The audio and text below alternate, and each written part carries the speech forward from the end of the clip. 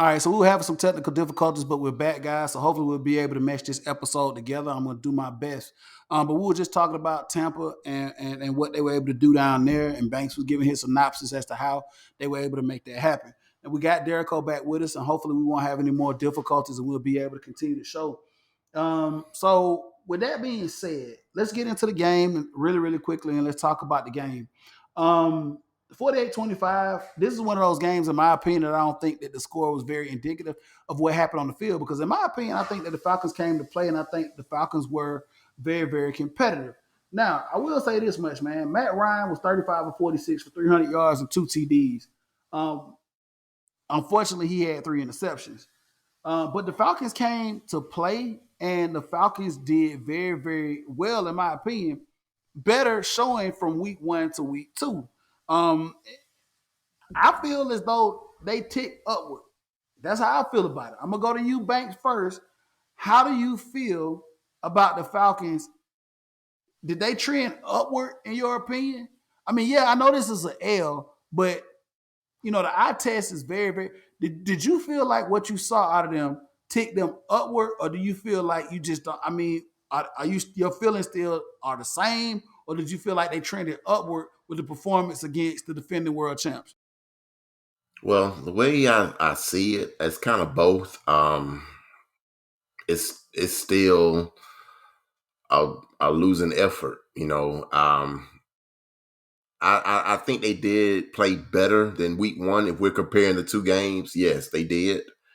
But as in the efficiency of the team is still there. I mean, we looked at that game and saw that Tampa Bay got the ball in the first half and they scored with no problem. I think it was a real quick score and we were already down 7-0 before we can even get our butts planted in the sofa good enough. So I throughout the game, yes, they played better. If that's what you want to hang your hat on, I mean, okay, sure, why not? But I mean, at the end of the day, overall, man, I mean, whatever.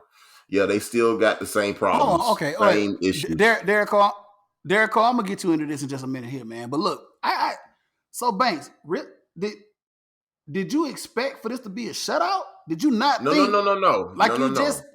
No, wait. Let me finish. Let me finish. 1 second. We just talked about the greatest quarterback of our generation playing, and we just talked about how good of a team they were in Tampa. But what you just said was almost as if you expected this to be a shutout, or you expected, Tampa not to be like. Okay, so I wanted to talk about the growth of the Falcons, but you wanted to talk about how easy it was for Tampa to score. Did you not think Tampa was going to score? I'm kind of confused as to what you're trying to No, say about. that's not what I'm saying. What I'm saying is it's the same garbage as it was week 1. That's what I'm saying. Listen, I'm the kind of guy, I don't do moral victories, okay? It just don't mix with me.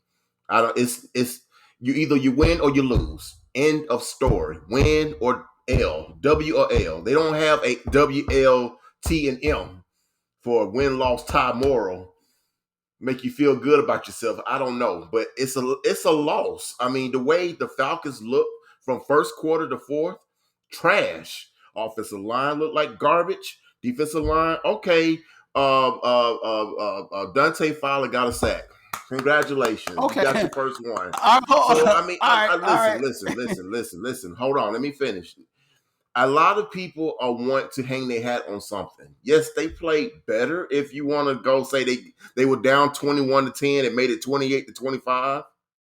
Okay, but after that they went to Tampa Bay went ballistic and they finished us off 48-25. Even if you didn't have those 2 pick sixes, it would have still been 36-25. So I mean, yeah, I mean, whatever makes you sleep better at night, they still lost, and it's still trash on the field. In the story. Okay. So now I turn this over to Derico, man. I mean, we've heard what we heard from Banks and how he feels about moral victory. Shout out to Banks and his moral victory thought process. So Derek, I'm gonna give you the same question, man. Did we see a trend upward from week 1 to week 2? And how do you feel about where what we saw and what transpired on the field in Tampa, man? Man, I got to ride with my boy Banks on this one. There's no such thing as more victories. I'm not gonna say, oh, they looked a little better, so that makes the team better. I mean, a little better than worse is not better because you still sorry. I mean, just what it is. I mean, there's no way around it. If you're gonna sit and tell me that the NFL passes out participation trophies, please let me know so I can sign up to get a participation trophy company so I can start making some money. But until then, no, sir. They look like do, boo, do. Yes, that's what they look So like. okay. So I guess the consensus between the both of you all is there was no progression from week 1 to week 2. This was the same exact product that we put on the field in week 1, and it was just a different way of going out there. So what I'm gonna get to you is Derek. So I'm gonna get it to you first. So okay, we go to week 1. They didn't score a touchdown at all in week 1. Yes, this was an L. This was a loss. Okay, I agree with you both. Crap is crap. Garbage is garbage. But at the same time, you know, you want to see something. I guess in my case, I want to see a silver lining. I mean, I know what I'm at the end of the day, is this team competitive enough to like go far? Absolutely not. But at this point, I'm trying to see some incremental improvements. So with that being said, Derek Cole, I'm gonna ask you. Like I said, we didn't score a touchdown in week 1. We did come out and score a touchdown week 2 against Tampa. Like I said, the defending champs. So I mean, yeah, it's an L. But tell me from a perspective of incremental, and can we build off of what we saw in week 2? Um, I'm not gonna sit here and predict that we're gonna build off of that. I'm just not. I mean, when you're talking about incremental increases of performance, I mean that sounds like something I'll be saying on that other podcast about Florida State, like talking to the college teams. You know what I'm saying? That's the kind of stuff that you say to college teams. You know what I'm saying? Not NFL teams. Y'all are professionals. Y'all go out there and get paid to perform every week. That's why they practice. I think they practice. Do they practice? I hope they practice. So They supposed to practice. that's when you're supposed to get better. You don't supposed to get better on Sunday. You don't supposed to get better on Thursday. You don't supposed to get better on Monday. You're supposed to get better when nobody is looking at y'all when y'all practicing during the week. Okay. Banks wanted to add something to that. What you got? You said, do they practice? Obviously, they don't because they didn't do it in preseason. They didn't play, so no, they don't. So that's your question. That's your answer. They do not. Per Arthur Smith. From a fan's perspective, y'all heard it here first. Apparently, in Flowery Branch, they don't practice. They don't practice at all. Because if they did practice, they look a lot better than they did. So I guess the consensus is I mean, I guess the whole Miami scrimmage was enough. I mean, I'm confused. You have a brand new offense. You got a rookie unicorn that has not seen the field, and all of a sudden, oh, he played Miami scrimmage. He should be good. Oh, really? So you're gonna let this man come from Florida and play a real NFL game week 1 and expect him to do something? Okay. All right. So the measure. So from what let me give you my take. Let me give you my take really, really quickly, because I know I like to point guard this thing, but I got to give you my take. Like, yes, and I said it.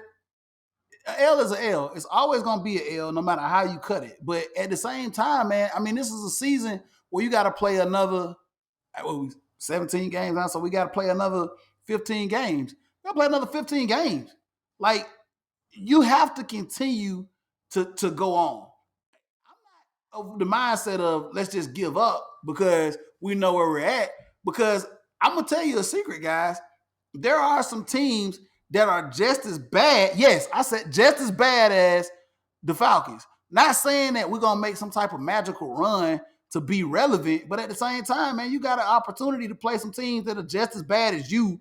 And can you really can you start to build on some stuff that you saw in Tampa and possibly put some wins together? Because what I'm hearing from you all is this is an 0-17 outing, and we just need to go ahead and hang it up after week 2. There's nothing to see here. This is trash. No matter how you wrap it up, no matter how you talk about it, this is all trash, and we can't do anything. Derek, I'm gonna kick it to you for a second. Go ahead. So this is my thing about being competitive and alluding to what Banks was saying about preseason and the predictions from the GM and the head coach that we were not one in rebuild mode. That's number one. Number two, that we are built to win now, not last year, not tomorrow, but we're built to win now. So if you're not winning now, then how am I supposed to just pull a rabbit out my butt and say, oh, it's going to happen in week 4? Oh, no, it's going to happen in week 10. Nah, it's going to happen in week 12. No, if I don't see out the gate, based on what the head coach said and what the GM said, then no, I'm not going to set myself up for another colossal failure. I didn't say set yourself up for another colossal failure. So basically, we're saying that 0-2 is the ultimate measuring stick as to how this whole thing is going to play out. That's what we're saying. We can say right now that 0-2, an epic loss against the Eagles and a loss against Tampa Bay is going to tell the tale of how this season is going to play out. This season is now trash, garbage, behind us, move forward. Banks, you say yes. Absolutely. All you got to do is open your eyes. I mean, you saw what you saw against the Eagles. You saw what you saw against the Buccaneers. The offensive line ain't gonna just magically just wake up and like, oh, I guess I'll play right now. I think it's about time for us to win a game. You are what you are. Okay? Let's keep that clear. You, like Stacy said, you had a coach that said we are a team that's ready to win now. You had all your starters not play not one snap in that preseason. Like, we're ready to go. We don't need to show nothing. We already ready. And you come out week 1 and you look like you're lost and you needed every last snap in preseason. Every last one of them. And you mean to tell me that, not to mention that all 0-2 teams around the league, even dated back from years, are, statistically are not really showing that they went to the playoffs. So usually 0-2 is a team that's what you are, a record, especially if you go 0-3. 0-3, you could just close tent. Because no team as in the NFL has ever went to the playoffs or far in the playoffs started 0-3. Man. Show me the team that started 0-3 and went deep. Really? And they feeling I'm waiting. Well, Derek, I'll wait. I'm gonna kick. Okay. You made a valid point. Derek Cole, you wanted to add on to that? For the stat boys out there, there's a 54% chance of you making the playoffs in the NFL if you start out 0-2. Now, if you're going to tag that stat along with the Atlanta Falcons, you might as well drop that down to 35%. I'm just telling you, 55% is not great. Okay. So look, man. All right. So y'all have made it clear that this is a rolling dumpster fire that isn't going to get any better. There is no room for improvement. There is no reason to have any hope that this season is gone. It's gone. Get your drinks ready. Get your popcorn ready. If you're going to watch this team, it's going to be about just for the sake of watching it. It is what it is. So I mean, you got entertainment value. So look, the next topic that I had, the next thing on the outline was to ask both of you all what was a good takeaway from the game. But obviously there was no good takeaway from the game. I'm gonna go to you, Banks, first. You can, if you do have, okay. Do you want to say there was a good takeaway from the game? Was there anybody that impressed you, or was there any good takeaway? Okay. All right, Leo. Okay. Was it a good takeaway?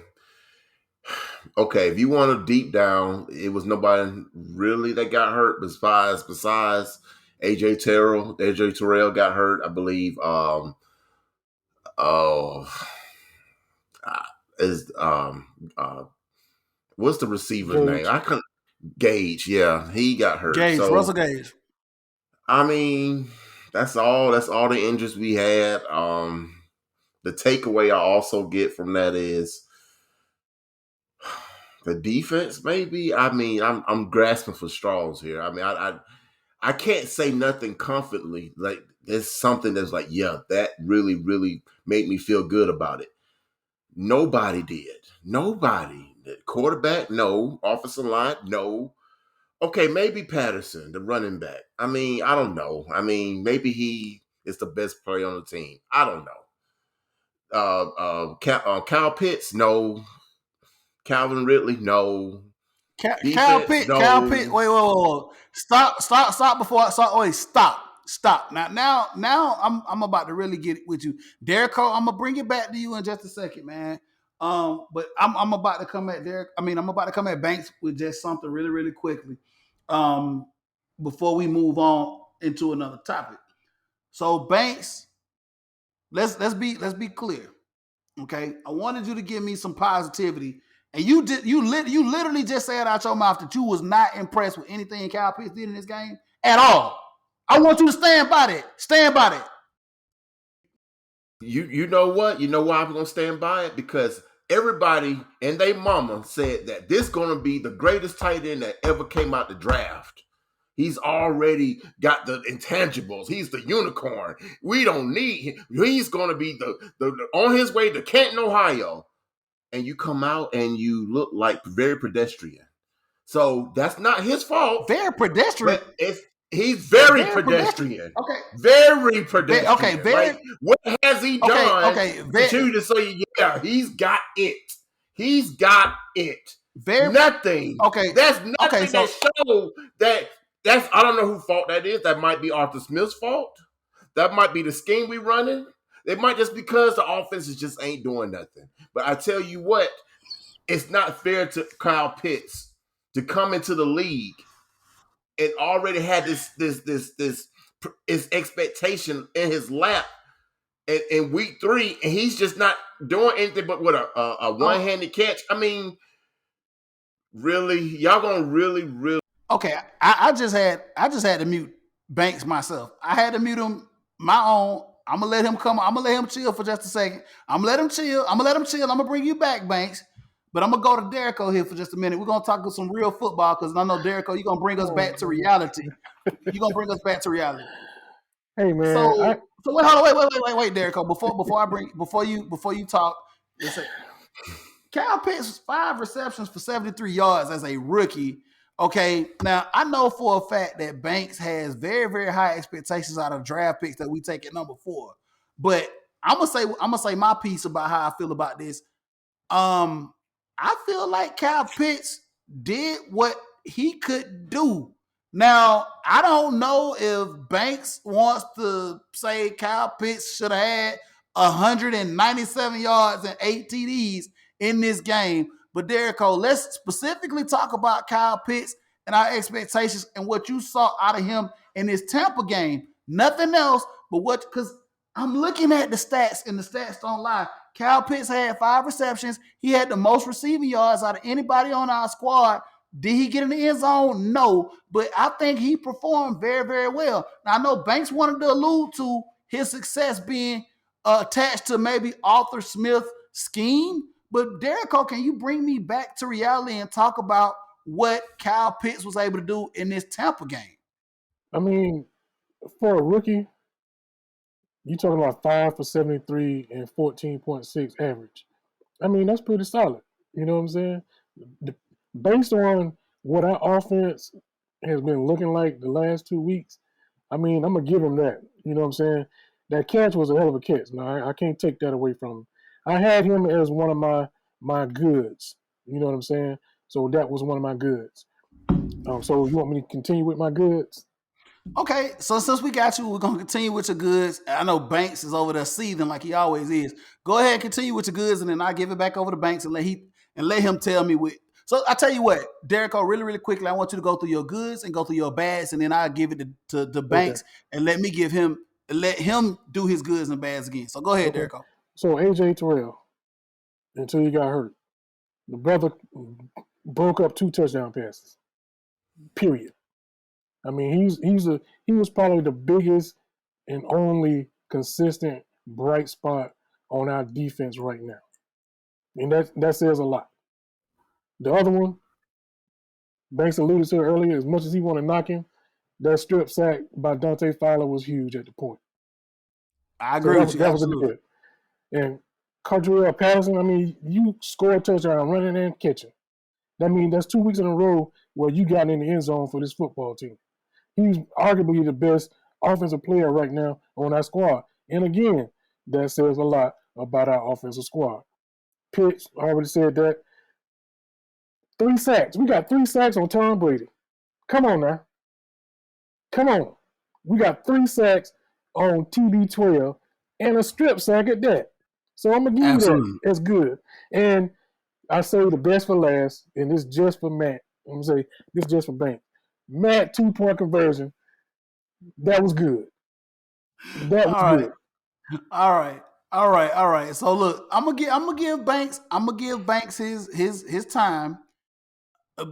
We're gonna give him his time, Derrico. But Banks, I'm gonna make this really, really tough on you, and I'm gonna make you have to answer this question because this was a part of the outline. I want you to give me your good take on this game. And I want you to get, so you know what? You get cut off tonight. You get cut off with your bad take because you already gave me your bad take. You give me your good take. If you don't have one, we moving forward. Go. Why do I have to be muted? Or no, it's part of it was my fault. But why do I have to be silenced about telling how I feel about a bad take? How you know it's a bad take? It's a take. It's a take. Period. But anyway. My good take. Hey! Who? First of all, who top billing on the marquee? All right, okay. Now I'm gonna get. You can have that, brother. You can have that. But I'm gonna say this: my good take for the game. My good take. I guess the flow from coming from 21-10 down. I mean, they could have been buried for dead. If I can grasp for anything, I guess I'll grasp for that. They really showed a sense of urgency in that little span to bring it to within 3. And then after that, it was almost like a light switch went on for Tampa again, and they just went ham. Okay, that's enough playing with you guys. We're going to put y'all away. And that's what good teams do. I mean, they put you away when they feel like it, and for us, for the Falcons, man, and I went on my rant with Kyle Pitts, and it was probably unfair to him because he is 2 games in. It's not his fault. Not his fault. It's more of the fact that I think the expectation for him was not fair. I think everyone thought that he was drafted 4th, the highest tight end ever. Who's that? Oh, wait. Hey, let's stop for just a second. Whose expectation? Let's be real. The whole entire fan base. No. Listen, Leo. I will hit this dump button again, Banks. I will hit this dump button again. Let's be real. Let's talk about this, Banks. Let's talk about what you heard and how you felt about how they placed this man on this pedestal and what your expectations were. Now, I don't do this on this show, but I'm gonna do this tonight because I'm gonna let you explain it. Because I'm gonna tell you, and I know Derrico probably feels the same way I do, but we'll get his opinion and we gotta move forward. We gotta move on. But I said this when we drafted him. He came in with a skill set that can help this team. I didn't never say, the media, everybody else wanted to put this whole magical unicorn title on this man. But when you look at it and break it down, like Derrico said, to his point, this man came out and did what was expected of him. So let's really break down this, Banks. And I want you to tell me where you feel about Kyle Pitts in the 2 games. Let's go from there. The way I feel, I think that the expectation doesn't match. I think what the league had when the draft. Whose Listen, whose expectation? Whose expectation? Your expectations or everybody else's or what everybody else said? Let's do this. Leo. Let me. I'm about to tell you. Let me tell you. When the draft came up, do you remember that everyone said when they did the mock drafts and they always got to the Falcons and they said, well, Kyle Pitts should go here. And they're asking me like why he should go here. Well, he's got this, he's got that, he's got the intangibles. He's unguardable. He's one of those tight ends I haven't seen in a long time. That's what the league, the mock drafters, and everyone across besides Atlanta Falcons fan base have said. Not me, not you, not Derico. This is what everybody else has said. Now he comes to Atlanta. He's drafted. And the first 2 games, okay. I mean, I think he's just being a victim of the circumstances that's going on here. Two games gave you a good enough assessment to say he has failed at everything that everybody has said about him. Failed. 2 games was enough. I didn't say he failed. Derico, help me out. The only thing I said was Derico, help me out. Leo, the only thing I said was that for him to be this unicorn, like you said he is, like everybody else said. I didn't say it. I didn't say you did. I'm talking about the draft experts. I'm talking about the scouting reports on this man. Like, really? Are we picking a tight end at 4? Like, that was the reason why we should pick him at 4. That was the reason. Hold on. Okay, Banks, stop. Really, really quickly. Derico, please help me out. Please help me out, Derico, with this assessment, man. And we're going to kind of move forward. I know Banks, and with all due respect, you have every right to feel how you feel because you're a fan and your assessment is very, very vital and key as a fan. But Derico, please help me out to kind of understand where we're coming from with this, man. I mean, I think his last statement kind of summed up the whole expectation thing. The simple fact of where he was drafted. He was drafted at number 4. That means he was supposed to be coming off the bus, getting into the end zone twice on Sunday. Every week. Now, that's what I'm thinking. That's what he's saying, but that's not my expectation. I mean, he's still a rookie. I mean, I don't care how good he is still a rookie. Just like everybody want to dog out number 77. I ain't gonna call his name yet, but number 77, he's still a rookie. I mean, what y'all expect?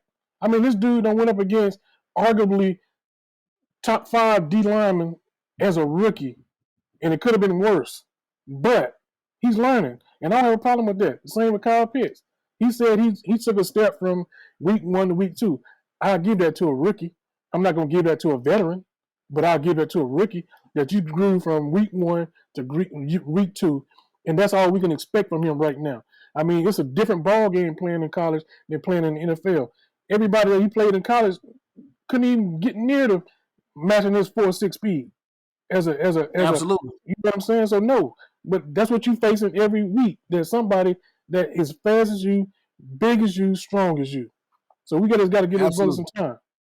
Absolutely. Okay, look, guys, man. I don't want to, very, very spirited conversation, man. And I like the spirit and energy from everybody, man. Shout out to this Elijah Craig that's keeping me in this conversation very, very nicely. So look, hey. Derico, we're going to move forward. Banks, we're going to get you into this, man, because we got to kind of wrap this up, man. We're pressed up against the time. I got like 3 more topics that I want to talk about. So we know Falcons took an L really quickly, going into the Giants game. I want to get your predictions. I know I can't really get a lot behind your predictions, but I need to get your predictions really quickly. Derico, I'm going to go with you first. Go. Y'all may not know this, but we're on a 7-game losing streak against the Giants in Giant Stadium. That shocked me. That shocked me. So with that being said, it's going to be number 8 because we are always on the bad side of history. We're not on the good side of history, so I don't see it becoming 7-1. It's going to be 8-0, and I think the game going to be like 31-24. That's my take. All right, 31-24 from Derico. Banks, really quickly moving forward here, man, as we go up against the Giants, man. What is your take? How is this going to be? It's going to be a big game for the New York's quarterback. It's going to be a big game for their pass rush. It's going to be a big game for their running back. Like Stacy said, we're not going to buck that trend of 7 in a row. It's going to be 8 in a row. I'm not going to give you a score because, hell, I don't know. I mean, it's going to be a loss.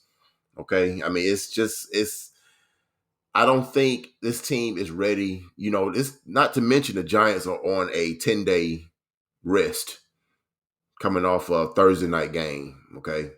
They're coming home well rested. Yeah, Falcons don't have a shot. 0-3. All right. Okay, really, really quickly, man, I'm going to give you my prediction going forward into this game here. And Derek, I'm going to get to you in just a second because we got to kind of move on, man. We are really, really pressed against time. Going into this game against the Giants up there at MetLife Stadium in New York. So, yes, I'm going to go with you, Derek. I believe history is not on our side. I'm going to say this much in my prediction. I feel like the Falcons are going to come out and play a phenomenal game. I will say the Falcons are going to come out and play a phenomenal game. I feel like somehow we're going to screw this up and lose. I feel like the Falcons are going to play very, very well, but for some reason, I feel like we're going to lose this game. I don't know why. It's a gut feeling. I feel like we're going to lose this game, possibly in overtime, but I feel like we're going to lose this game. I give like a score, I want to say somewhere like 35-27 or 35-34. I feel like the Falcons are going to find a way to lose this game. And the reason I say that is because this team is not disciplined. It still looks like a crossover from last year. I don't think we know how to finish. I don't think we know how to put together a way to win. I want us to win this game. I really, really do. But my gut feeling tells me going into New York that we're going to play. We're going to get into this game. I feel like the Giants are going to play. They're going to play tough. And I feel like that the Falcons are still somehow going to – the Falcons, not the Giants, the Falcons are going to find a way to lose this game. Because I don't think the Giants are a good team. They suck. Their offensive line sucks. Their quarterback sucks. But I think if we lose this game, it's going to be because the Falcons find a way to lose this game. All right? And we can discuss that all day, but we got to move on, guys. We got to move on to another topic that I wanted to talk about here. We're going to keep it moving. So, Banks, you and I talked about this. We've had conversations off air about our fan base. And really, really quickly, we had a number of topics that we wanted to talk about, but obviously because we got spirited and we got heated in these conversations, we just got to kind of move on from this. We'll move on in the show. My apologies, but in our outline, we talked about fan bases, and we wanted to talk about the Atlanta Falcons fan base from all of our perspectives and give our opinion.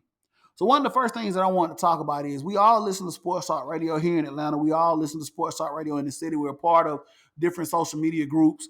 But I guess amongst us in some of our conversations is now that our fan base is not very intelligent when it comes to understanding what we're seeing.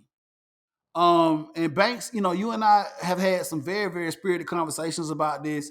Like, I don't know. Derek, I'm going to come to you first with this, like, and this is just all the way across the board.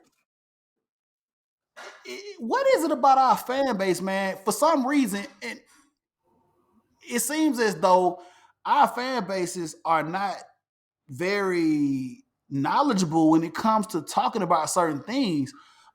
Specifically with the Falcons, like I'm not so we're. I know I just said across the board, but let's specifically keep this talking about the Falcons because this is a show that I want to talk about specifically with the Falcons. What is it that makes some of these fans in this city go on Sports Talk Radio, go on social media, and just like the intelligence that they do have just goes out of the window when they start talking about sports, man? Is it just me, or is it some of our fan base here in this city just unintelligent? I don't know. I won't say they're not intelligent. I'll use the word delusional. Some of them can be delusional. Some of them can be hurt. Some of them can be devastated. Some of them can be emotionally just drained. I mean, we taking some beatings, some drubbings. I mean, at some point, your mental aspect of how things work is going to be affected by all that. I mean, it is what it is. I won't say that they're dumb. I mean, some people, I mean, you might have a handful of people that may not be as smart as others, but I'm just saying that's not because they don't have the education. They just they just don't know no better. I mean, they've seen this so much that they find excuses to justify X, Y, Z. And I think that's a lot of it, finding justification to excuse some of the things that they say, some of the things that they see, some of the things that they think they see, some of the things that they hope they see, and some of the things that they want to see. I mean, it just goes to Okay. that point. Okay, Banks. So I'm gonna kick it to you, man. Like I said, dude, we're coming up against the mark, man. Believe it or not, man, we've been at this thing for a minute, and I don't want to go too far because there's a couple other things I want to talk about and bring up, man. What is it with this fan base, man? Why is it that we get the sense sometimes, man, that these our fan base seems very unintelligent when it comes to certain topics with our teams? Well, I think a lot of it is also because I think we talked about this, Leo, is who's invested more than the next. You know, you got your casual fans that ain't been to a Falcons game since 1994, and they got their opinion. And then you got the ones that's been financially tied with this team, season tickets, traveling with the team, you know, all the kind of jerseys and all. I mean, everything. They got money tied with this franchise, and it's a different opinion. You know, it all depends on who you talk to. You know, and then you got some of you ones that has got financially ties with this team that just talks off the hip, side of the hip, and it don't make any sense. So I look at it like, you know, it's all about the perception of the fan that you're talking about. You know, is it someone who's just outside looking in? And that's the case, you're gonna get what you get with that. And is it someone who's really, you know, I care about this team, I got money in this team, you know, I hate that we're losing, but I know common sense when I see it kind of fan. Okay, I get it. I understand. So, look, fellas, really quickly, man, as we kind of wrap this thing up, man, and we're gonna have to come back at a later date. You guys remind me to come bring because there was some stuff in the outline that we were not able to talk about tonight, and we'll try to get back into this, man, to open up this conversation, especially when it comes to our fan base, because I know we're all very opinionated when we want to talk about this fan base and how it is, like because we're here in Atlanta. A lot of people on social media, man, they're fans of Atlanta teams. They don't live here in this city, so they don't actually understand or feel what we feel being here in this city. Yeah, you can listen to sports talk radio all over the world. Okay, you can see Twitter and social media all over the world, but a lot of us are right here in this city, and we listen. Banks, you and I talked about this, man. When we go to the gas station, it's that guy at the gas station that sees us in our Falcon shirt that asks us what's going on. Derico, it's that guy at the grocery store when you got your Falcon stuff on or your Atlanta United stuff on to ask you, hey man, what's going on? So we have a different vibe and a different feel when we're here in this city, man, and we start discussing this stuff, man. Or outside the city too, Leo. It don't have to be in the city. I mean, I can wear my Falcon gear and somebody say, hey, what's wrong with the Falcons? But once again, though, we live here. We live in this city. We live in the metro area. We live in this state. We understand that. Go ahead, Banks. Listen here, Stacy. Everybody don't live in South Carolina, sir. Where you at? We're talking about within the city when we see every single day. That's what we're talking about. I was in Puerto Rico, and a dude asked me about the Falcons. And I'm sure he was in Puerto Rico. I'm sure he was from the States as well, right? Was he a Puerto Rican? Was he talking to you in broken English about the Falcons? Yes. Spanglish. Yes. And he knew a lot about our team. So bad, man. All the way down there. Shout out to all our folk down there in Puerto Rico, man. Puerto Rico. Well, all I think I have to say about that is if I wear my gear to a random place, if I go to Kroger, if I go to a car wash, if I even go to McDonald's, and someone had to ask me what's wrong with my team, in other words, it's your team because I'm not claiming them. I'm just going to give them a bland answer. You watch the game. You tell me. You watched the game. It's obviously you're concerned because you would never ask me. I don't ask a random Cowboy fan what's wrong with him. Because we don't care. Hey, I will say that much, man. We don't I don't understand. In this city, I could care less about any other team. I really don't. Like you said, I'm glad you said that, Banks, because I'm not going to ask somebody in the grocery store with a Cowboys jersey on what's going on with their team. I don't care. I'm not going to ask a random person in the grocery store with an Aints jerseys on what's going on with their team. I don't care. But it's funny because in this city, with this stuff on and people, quote unquote, claiming to be fans of our teams, when you rep the team, want to ask you what's going on with the team. I don't know. It's a weird dynamic, but I digress really, really quickly. One of the things that I want to bring up before we cut this show off, Banks, this was a conversation that had you heated. We're going to end the show on this, man, and we're going to do this really, really quickly, and we're going to come back, I promise you, Banks, and revisit this. But apparently because of us being 0-2 and because Cam Newton, Atlanta zone, South Fulton zone is still out there as a free agent, there have been a lot of fans that have been clamoring. As a matter of fact, I read somewhere where there was a petition that was started for Cam Newton to be signed by the Falcons, and they want him here. So really, really quickly, Banks, and I know we're up against this mark, man. I want you to really, I'm gonna kick it to Derek Cole before we end this thing, man.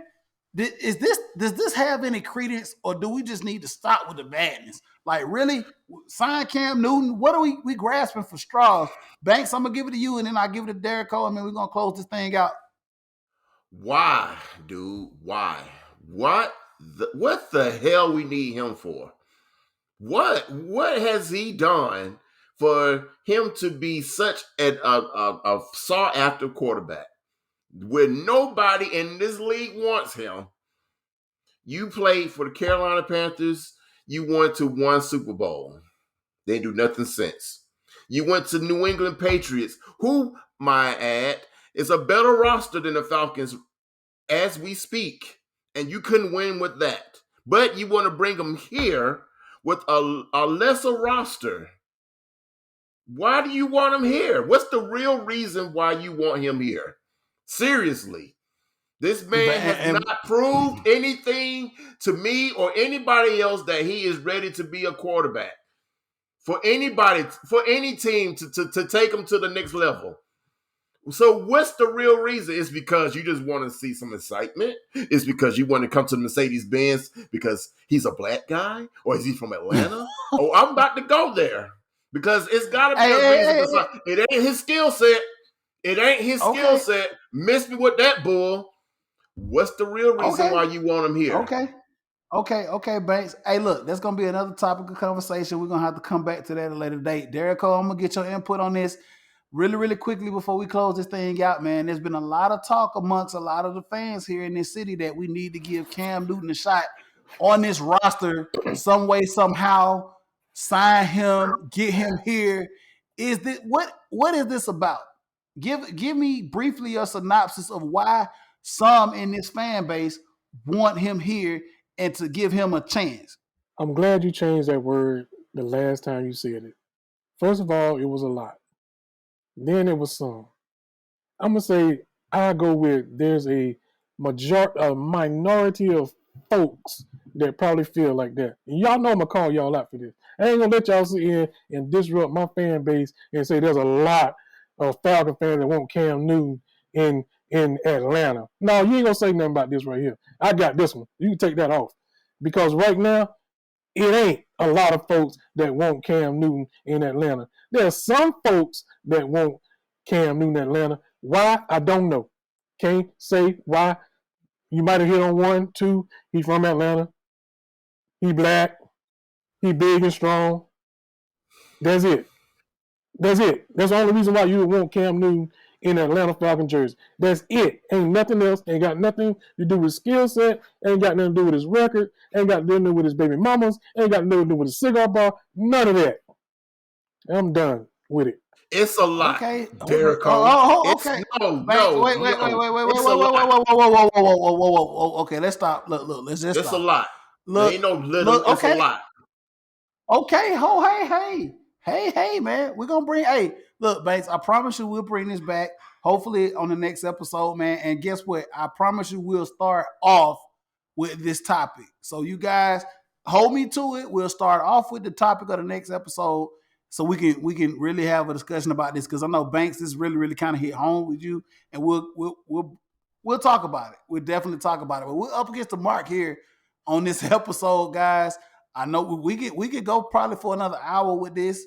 And Derek Cole, as you usually do, you stirred the pot, but it's all good, man. So look, guys, it's been another episode, man. We've had a spiritual episode of conversation, man. I'm glad we're able to kind of get this off our chest. This was the episode to do so, to talk about the Atlanta Falcons and where we are and where we're gonna go. I can see Banks' face right now. He's still like, oh man, he want to get into it. But I gotta cut it off, Banks. I gotta cut it off, man. Unfortunately. So Banks, I'm gonna go to you first. Let everybody know where the people can get at you, man. You can find me at BabyBanks80 at Twitter or Instagram. That's BabyBanks80. So, and also Antoine Jarrell Banks at Facebook. So, yeah, I've been getting better with the Instagram and the Twitter and the social media stuff. You can really find me faster on Facebook because that's where I usually be on. But God, we got to get you off Facebook. I'm trying. I was dabbling on Twitter today, so look, I'm not young like I used to be, Leo. It's all good, man. It's all good, man. We're gonna figure it out. And by the way, we're still looking for that assistant that's gonna help my man Banks out. Cause like I said, he's shy. He don't want to tell y'all he want TikTok, Snapchat, all these other accounts. He really want this stuff, man, so he can get out to y'all and be more accessible to his people, man. Well, Derek, man, so finally. We're at the end of the show. Hey man, let everybody know where people can find you at, man, and please give us a little insight into what like I said at the beginning, you said we talked about you were featured or whatever. Go, man, just give it to us. If you're lucky enough, you can find me on Facebook at Stacey D. Derrico on the Facebook. You can find me at Derrico_Virgo on the IG, Instagram. Shout out to all my Virgos. It's the last day for Virgo season. Shout out. And if you want to catch me on the Twitter, you can catch me on the Twitter. Yeah, the Twitter. You can catch me there at VSU96SDD. And if you want to catch me sometime showing up on my boy Coach I show, the Fanatic Sports Group, you can catch us on YouTube /The Fan Addict. He had me featured yesterday on the show talking about my college team, the Florida State Seminoles. So if I'm a Seminole fan and a Falcon fan, y'all pray for me, boy, because it's hard. It's hard out here for a pimp. Yeah, hard, yeah. I don't know what to say. I don't know what to tell you. So look here, man. It's all as always, man. You can catch us on the Leo G Show over there on that place called Facebook, man. If you're still over there. I don't know about y'all, man, but I'm about tired of that place. But hey, we still got a page up over there, man. So you can catch us over there on Facebook, man. The Leo G Show, featuring my man Derek Cole and my man Banks. Also, man, you can catch us on Twitter. That's the Leo G Show, the number one. The Leo G Show, the number one on Twitter. Also, you can always catch me on Twitter. That's Southern Set with 2 T's. Southern Set with 2 T's, man. We be glad. Hey, man, shout out to our subscribers for the YouTube channel, man. We're doing very, very well over there, man. We're going to continue to grow these numbers.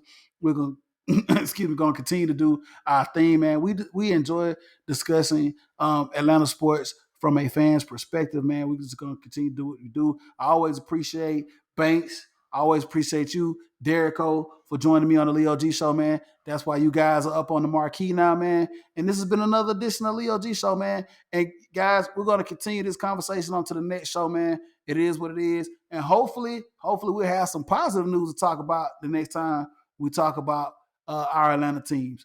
So this has been another edition of Leo G. I'm coming after you, brother. You just know that. This ain't over. Banks, I got on bug repellent. Hey, we got to bring this back, man. It's been another edition of Leo G Show. We'll holler at you guys, all right?